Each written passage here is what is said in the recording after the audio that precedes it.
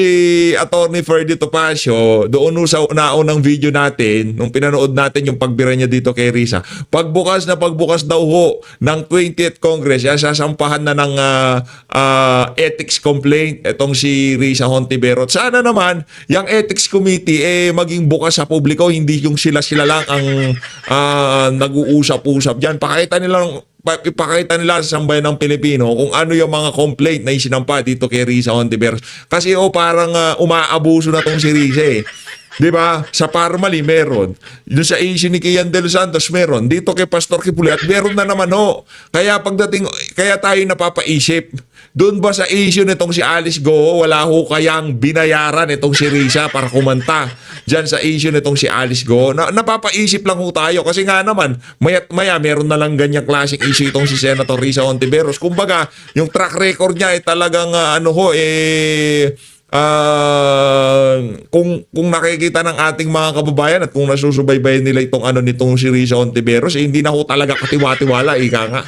Kaya kung ano man ang ikandak na hearing nitong si Risa Hontiveros, kasi ganito lang ho yan mga kababayan, no? Women and Children, Committee on Women and Children ho yung si Risa. Binira ho niya ng binira itong si Tatay Digong at itong si Pastor Kibuloy. Sa kabila ng napakarami hong tumatawag, base ho dun sa mga nababalitaan natin, napakarami daw hong nanghihingi ng tulong dyan sa committee na yan sa Senado. Yan si Distress Mother. Nag-email na daw ho sa tanggapan ni Senator Risa Hontiveros. Yun ho talaga, matinding harassment tong inabot tong ali na yun. 'Di ba? Nakuha niya na lang hong nagpunta ng ibang bansa para ika nga maging safety sila ng kanilang mga pamilya. Hindi ho yun ang inaatupag ni Risa. Ang inaatupag ho niya kung paano siraan itong si BP Sara, si Tatay Digong at itong si Pastor Kibuloy. Kaya naman, sa tingin ho natin, ngayong mga panahon na to, dapat ho nating tanongin itong si Senator Risa Hontiveros, sino po si alias Rene? Salamat kaayo, Mr. Chair.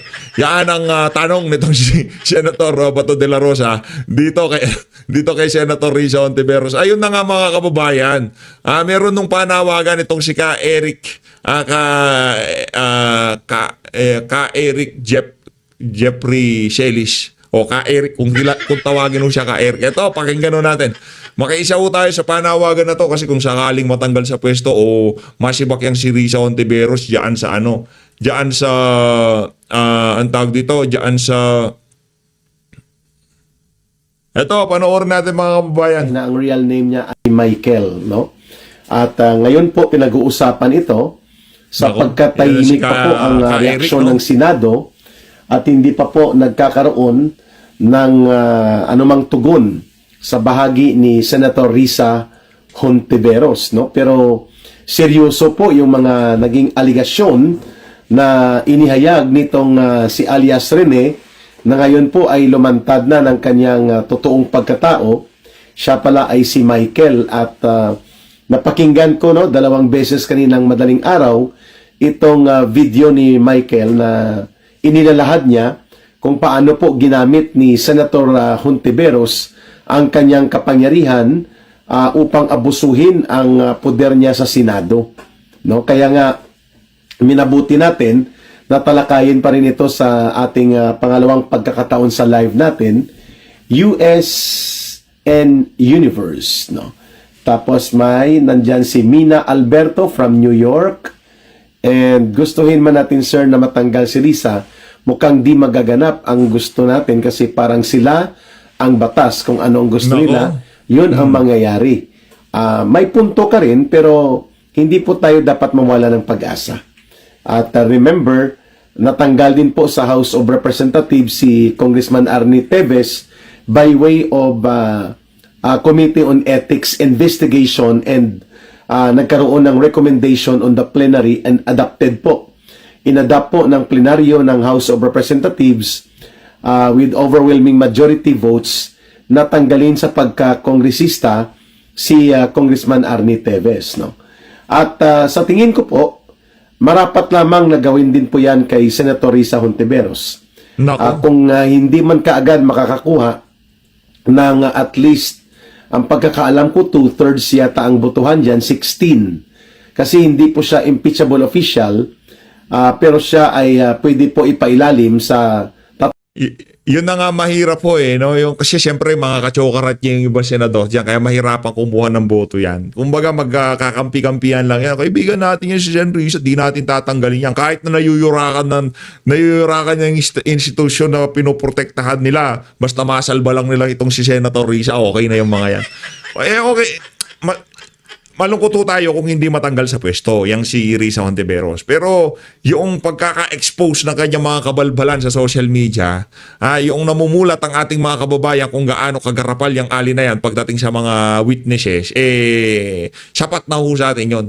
Pero kung mapanagot siya, sitting senator yan ika nga ma-impluwensya. Pagka senator, ano ho yan, medyo mabigat-bigat yan, hindi basta-basta napapakulong yan, ika nga.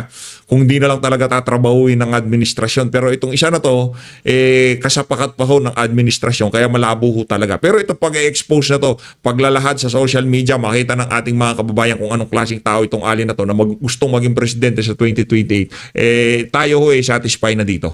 Medyo okay na ho tayo dito. Pero mas maganda mapanagot siya. Pero ano nga naman siya, kadikit niya administrasyon, paano pananagutin? Ito sa mga ganitong klaseng video, nakikita ng mga kababayan natin kung gaano kawalang yayang si Risa. Okay na ho tayo dyan. Tayo dito sa PH Update, happy na ho tayo dyan sa mga ganyang klaseng development. Tatlong hakbang, no?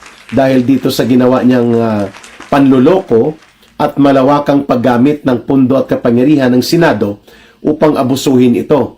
So pwede po siyang mag-resign. That is a valid call also. Bagamat sabi mo nga ay sa ating viewer, depende po yan sa kanyang personal na desisyon. I agree. But as a matter of public pressure, we need to apply public pressure against her, mga kababayan, kay Senator Hontiveros, para po maramdaman niya at mapahiya siya na galit ang taong bayan sa kanyang ginagawang tanim witness na style. Tanim witness. Pangalawa, tanim witness talaga. Maliban doon sa panawagan ng resignation, ipanawagan din po natin ang Committee on Ethics Investigation against Senator Hontiveros, nang sa ganun po ay magkaroon tayo ng boses sa loob ng Senado. At isa po yan na pwede gawin na ang Senado mismo mag-imbestiga laban kay Senator Hontiveros, no?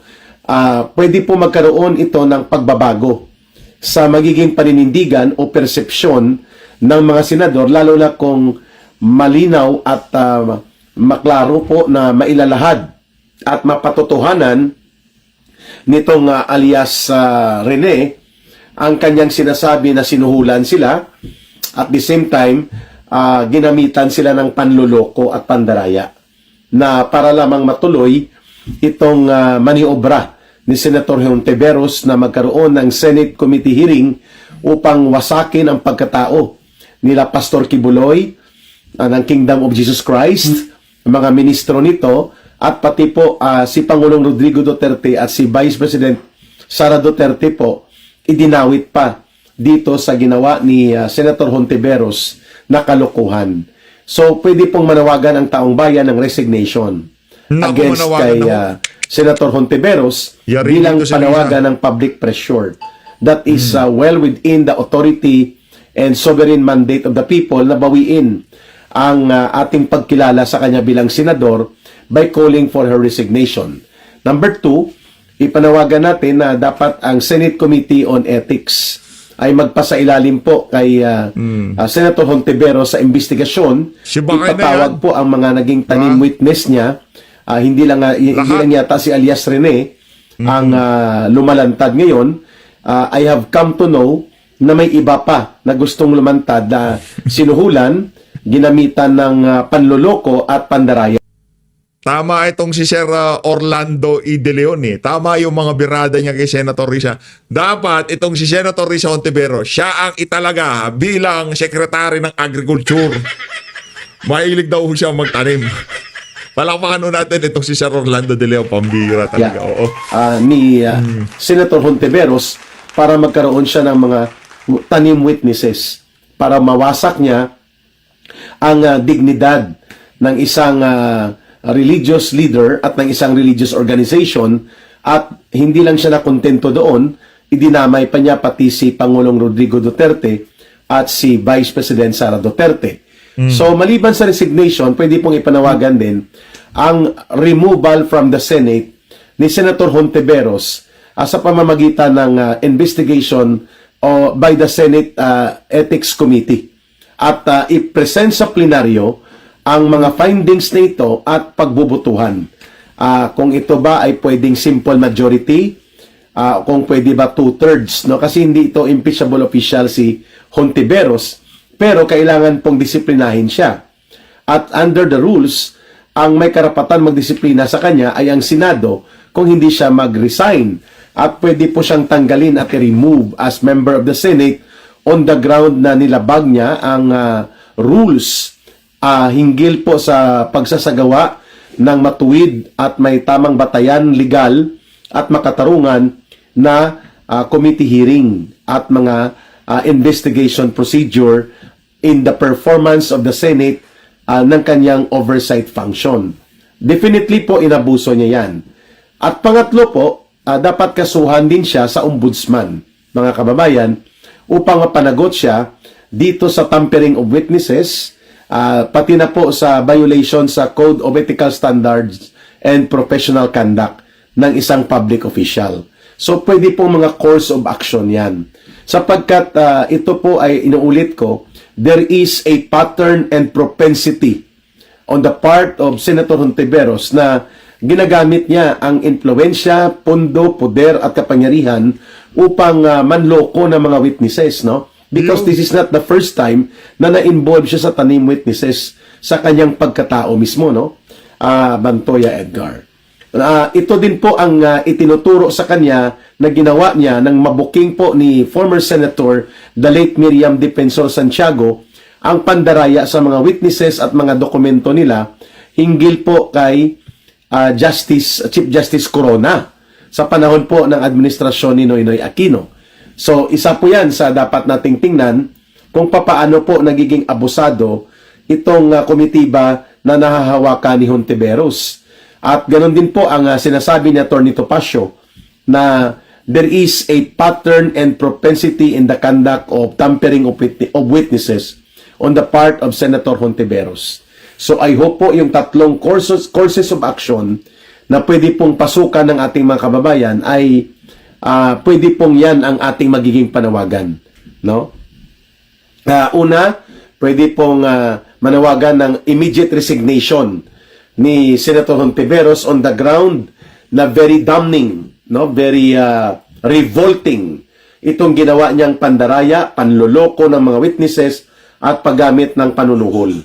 Lamang mawasak po ang pagkatao at integridad ni Pastor Kibuloy at ng mga religious organization sa ilalim nito at dinamay pa po na tinawag niyang kriminal na sindikato sila Pangulong Duterte at sina Vice President Sara Duterte na iniuugnay niya sa kanyang storyline na tungkol po sa kay Pastor Kibuloy na pinapalabas niya na mga sindikato ang mga taong ito. So para masustain niya ito, nagbayad pala siya ng mga witnesses.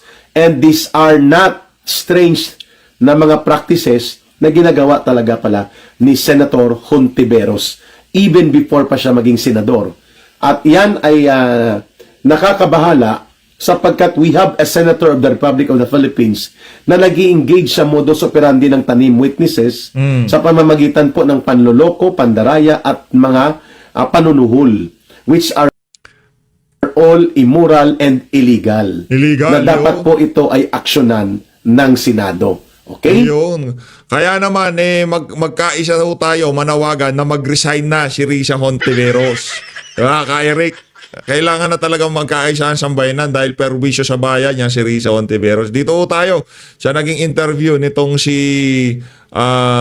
Ma'am Pinky Web dito kay Attorney Bukoy dyan sa Billionaire News Channel. Ano ba segment to? On point ho tayo, on point. Game, on point. It's a matter of timing everything. We don't want to digress from the current impeachment trial. It's Okay. merely a rhetoric as it now Bakit ho natin gustong pinapanood tong si Ma'am Pinky Web? Kasi maganda. Maganda siya, kaya gusto ko siya pinapanood. Hindi, yung kahit na pag bumitaw siya, walang kabayas-bayas.